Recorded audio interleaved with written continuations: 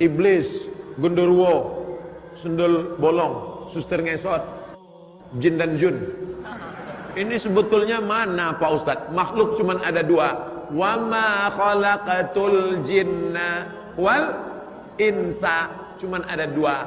Makhluk yang nampak namanya ins. Makhluk yang nggak nampak, nggak kelihatan namanya jin. Jin ini terbagi dua. Jin yang baik namanya jin muslim. Jin yang jahat namanya jin kafir. Jin yang muslim itu apa kata dia? Inna, buka surat Al-Jin juz 29. Inna minnal muslimun. Kami ada yang jin muslim. Wa minnal qasitun. Kami ada yang jin kafir. Jin yang muslim itu apa kerjanya? Taharrau rasyada, selalu mencari jalan yang benar, ngaji. Jin muslim itu ngaji juga. Makanya dalam Quran ada cerita jin dengar bacaan Nabi Muhammad baca Quran. Nabi sedang baca. Qul, katakan ya Muhammad, annahu istama'a nafarum minal jin. Ada beberapa jin mendengar engkau baca Quran. Apa kata mereka? Inna sami'na Qur'anan ajaba. Kami, kata jin, mendengar bacaan Quran Muhammad itu ajaba, ajib, amazing. Kami dengarkan bacaan Quran Muhammad itu ajib, menakjubkan. Makanya kalau ada qori baca Quran, ada jamaah yang tidur, itu lebih parah daripada jin. Masuk Bible Kristen fiksi, Bible Kristen itu palsu. Ini langsung viralkan di YouTube. Di tengah-tengah Ustadz Somad ditantang, orang masuk Islam. Alhamdulillah.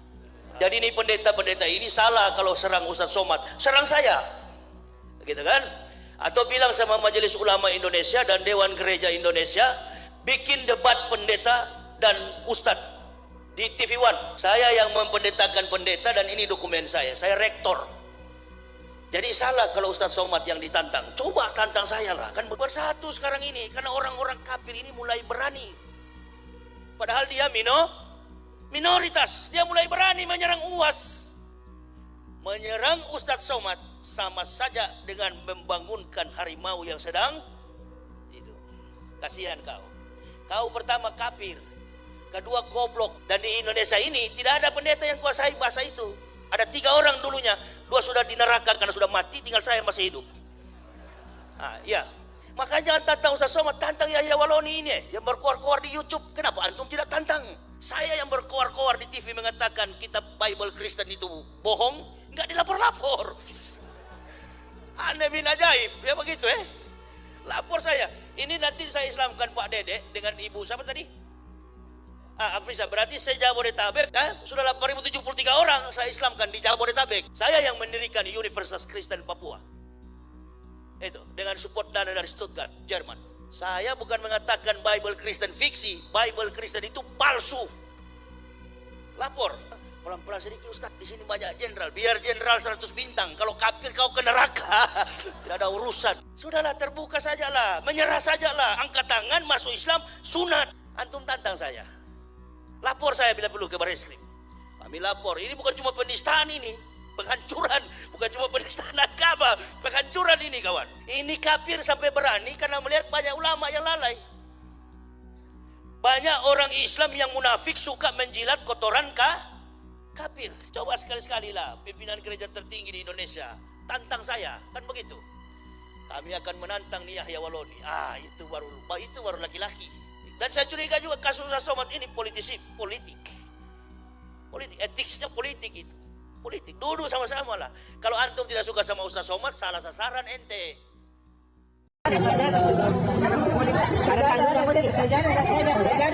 Yang tebal-tebal masih punya.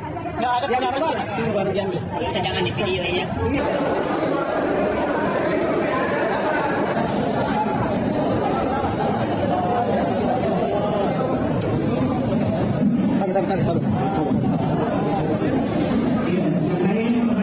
Di laporan dari Rumah Sakit Bahagia meninggal. Sekarang ini dengan istrinya di sini Pak Wali, ada rencana untuk dibawa ke Jakarta. Ya, kendala kami di sini untuk tiket itu tembus ke penerbangan itu belum ada akses ke sana Pak Wali. Ya. Ya, saudara-saudara, saat ini saya ada di kota Makassar dan baru habis acara seminar di kota Makassar ini. Dan tadi dalam acara seminar saya dapat kiriman banyak WA. Ya, saya baru lihat dan ternyata beritanya adalah bahwa Yahya Waloni telah meninggal dunia. Dan kebetulan dia meninggal dunianya di kota Makassar ini. Nah, kalau saudara yang tahu bagaimana perjalanan panjang saya di dalam membongkar dan menanggapi Yahya Waloni sejak dari sekian tahun yang lalu. Jadi dia begitu berkuar-kuar di dalam menyerang iman Kristen dengan sangat bahasa-bahasa yang sangat kasar, sangat brutal, dan saya juga menanggapinya begitu banyak tanggapan saya pada dia. Lalu juga saya, karena dia mengaku bahwa dia mantan pendeta GKI, lalu juga dia mantan rektor sekolah teologi di Papua, maka saya akhirnya berkunjung secara khusus ke Papua, ke sinode GKI itu, dan ternyata membongkar bahwa dia tidak pernah menjadi pendeta di sana. Dia hanya pernah mau mengajukan lamaran menjadi pendeta, tapi ketika diminta ijazahnya, dia tidak sanggup menunjukkan ijazahnya sehingga akhirnya tidak jadi melamar di gereja itu. Jadi adalah omong kosong kalau dia adalah pendeta, mantan pendeta di sana. Juga mengatakan bahwa dia adalah mantan rektor. Saya juga pergi ke Papua sana dan Universitas Kristen Papua, bertemu dengan pengurus sekolah Universitas Kristen Papua itu, dan ternyata dari semua dokumen-dokumen yang telah dibongkar dan ditunjukkan itu membuktikan bahwa dia tidak pernah menjadi rektor di Universitas Kristen Papua, termasuk sekolah teologi Calvinis itu, ya. Nah, kalau saudara mau tahu tentang bagaimana saya membongkar semua penipuan dia, saudara bisa cari saja, mungkin masuk ke Google atau YouTube, Esra Suruh membongkar dusta Yahya Waloni, ya. Nah, jadi itu perjalanan dengan dia cukup panjang. Nah, sayangnya perdebatan yang rencana perdebatan yang cukup heboh pada waktu itu tidak terjadi. Sayang sekali tidak terjadi. Ya, karena dia mangkir beberapa kali. Waktu mau debat di Lampung juga dia mangkir. Lalu mau debat di mana ya, Surabaya, atau bahkan yang mau diselenggarakan oleh Yayasan Mualaf itu juga tidak jadi karena dia membatalkan pada hari di mana perdebatan mestinya dilakukan. Nah, jadi sebelum ada orang-orang seperti para mualaf yang sekarang ribut-ribut itu, Yahya Waloni boleh dibilang sebagai pendahulu yang paling keras. Nah, tapi akhirnya hari ini dia sudah meninggal.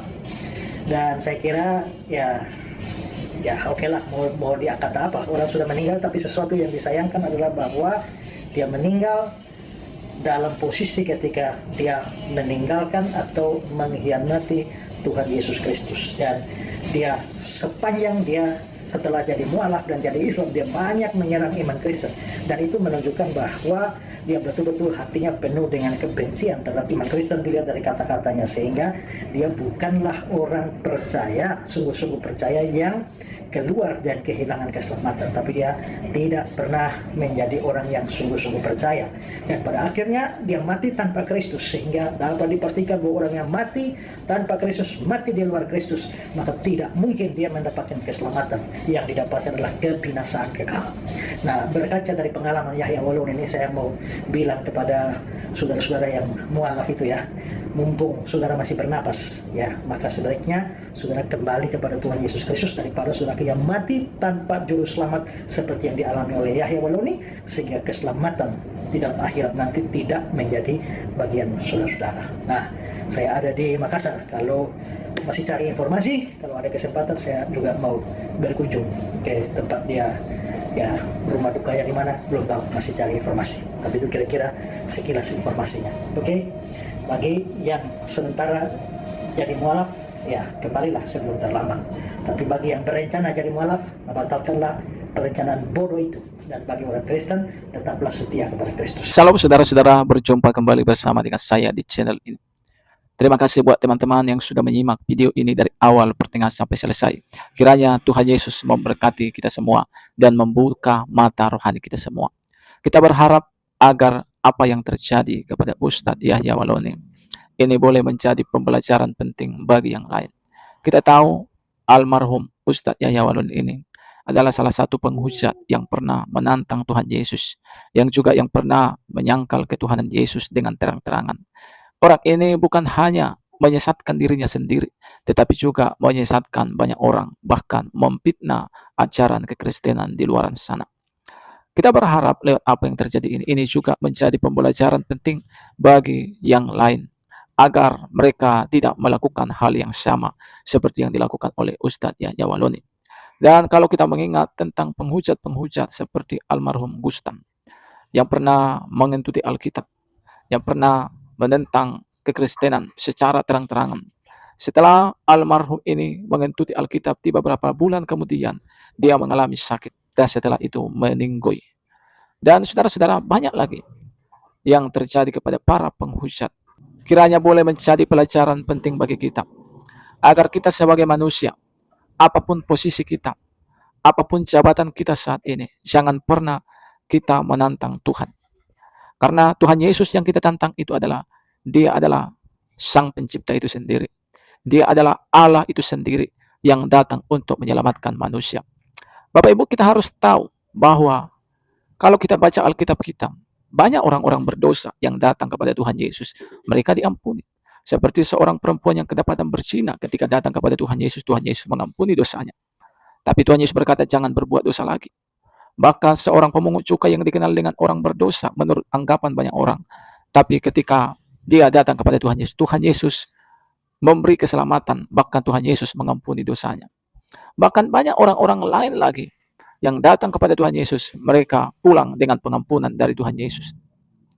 Tetapi saudara, perlu kita ketahui dan perlu kita pahami bahwa dosa, yaitu menghujat Roh Kudus, adalah dosa yang tidak ada ampun, baik di dunia ini maupun di dunia yang akan datang. Dan kita melihat bagaimana Ustadz Yahya Waloni bukan hanya menghujat ketuhanan Yesus, tetapi juga menghujat Roh Kudus. Inilah kesalahan fatal yang dilakukannya. Memang kita sebagai orang Kristen memberikan pengampunan dan kita ampuni, karena kita tahu bahwa pembalasan bukan hak kita, tapi hak Tuhan. Dan penghakiman bukan hak kita, tapi hak Tuhan itu sendiri.